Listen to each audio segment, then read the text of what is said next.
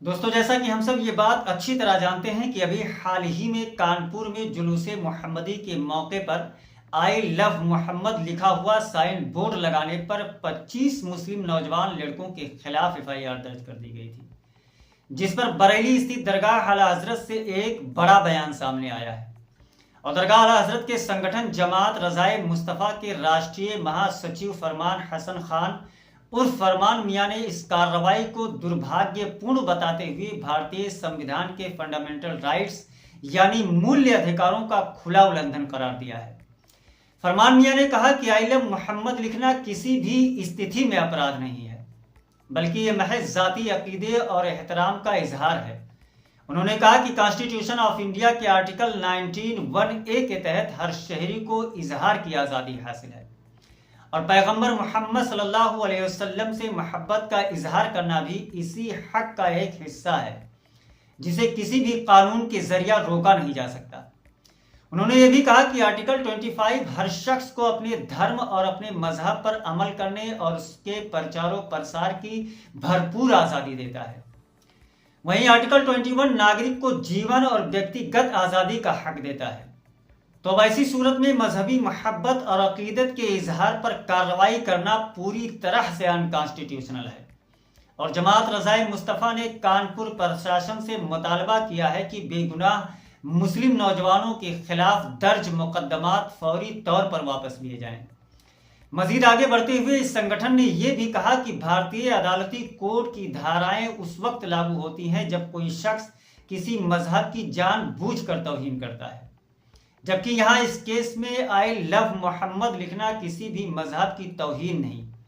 बल्कि ये एक पॉजिटिव और पुरअमन पैगाम है। दरगाह आला हजरत ने हुकूमत से अपील की है कि मुल्क में मजहबी आज़ादी और इजहार राय की आज़ादी की जमानत यकीनी बनाई जाए, ताकि किसी भी तबके के लोगों को अपने मजहबी जज्बात और अकीदे के इजहार से रोका ना जा सके, क्योंकि भारत का आईन यानी कॉन्स्टिट्यूशन ऑफ इंडिया तमाम शहरियों को बराबरी का हक देता है और जब सबको बराबरी का हक हासिल है तो किसी को भी यह हक नहीं पहुंचता कि वो दूसरों के मजहबी आज़ादी को छीनने की कोशिश करें। यहाँ तक कि उन्होंने वाज़ेह अल्फाज में कहा कि दरगाह आला हजरत हमेशा आईन और इंसाफ के तहफ़्फ़ुज़ के लिए आवाज़ उठाती रहेगी। मगर दोस्तों, ये तो सिर्फ एक डेमो था। असल हैरानी तो तब हुई जब उत्तर प्रदेश के शाहजहांपुर में पैगंबर इस्लाम हजरत मोहम्मद मुस्तफ़ा सल्लल्लाहु अलैहि वसल्लम के बारे में एक तौहीन आमेज पोस्ट के खिलाफ प्रोटेस्ट करने पर 200 मुस्लिम नौजवानों के खिलाफ मुकदमा दर्ज कर दिया गया। जी हाँ दोस्तों, दरअसल उत्तर प्रदेश के शाहजहांपुर में पुलिस ने उन 200 मुस्लिम नौजवानों के खिलाफ मुकदमा दर्ज किए जिन्होंने सोशल मीडिया पर पैगंबर इस्लाम को निशाना बनाने वाली तौहीन आमेज पोस्ट के खिलाफ एहतजाज किया था, जिसके बारे में मकामी लोगों के मुताबिक प्रोटेस्ट करने वालों ने निहायत ही पुरअमन तरीके से सोशल मीडिया पर फिरका वाराना नफरत फैलाने वालों के एहतसाब का मुतालबा किया था। मगर पुलिस प्रशासन के जरिया शिकायत को दूर करने के बजाय शाहजहांपुर पुलिस ने अमनो अमान का मसला करार देते हुए एहतजाज करने वालों के खिलाफ एफआईआर दर्ज कर दिया।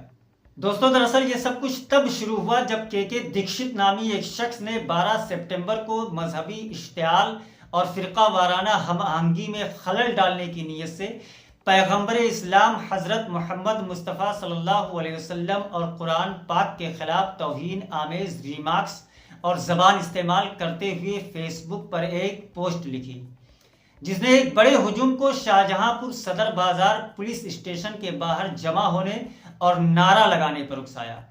जिसके बाद मुस्लिम कम्युनिटी ने सदर द्रौपदी मुर्मू को एक मेमोरेंडम पेश करते हुए मुतालबा करते हुए कहा कि इस शख्स के खिलाफ कौमी सलामती एक्ट के तहत मुकदमा दर्ज किया जाए।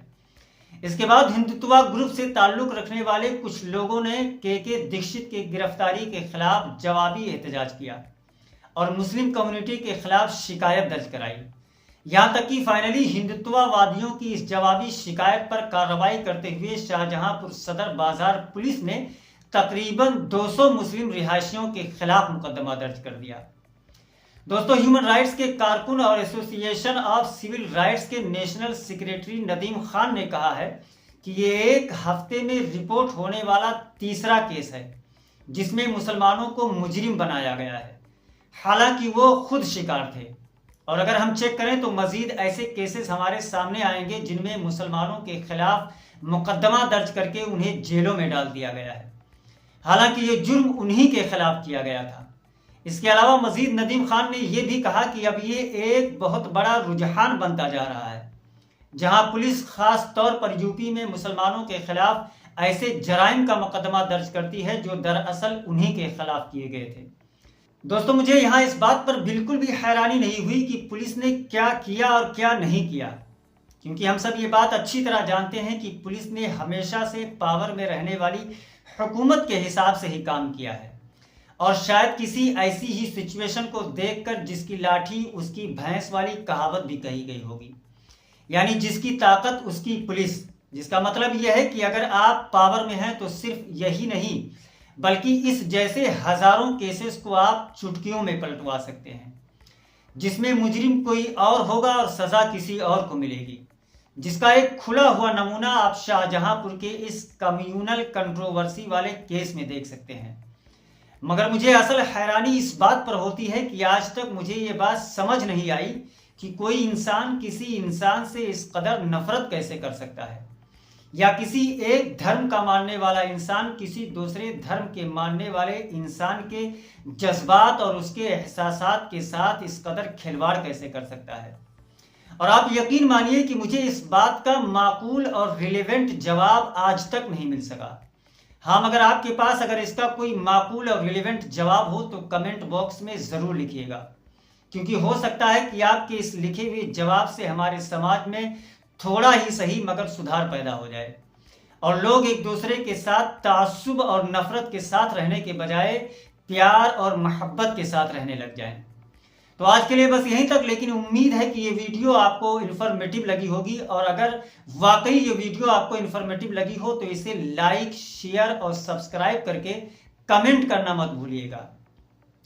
तो मिलते हैं किसी नई वीडियो में किसी नई और इंटरेस्टिंग टॉपिक के साथ। तब तक के लिए दुआओं में याद रखें। अल्लाह हाफिज।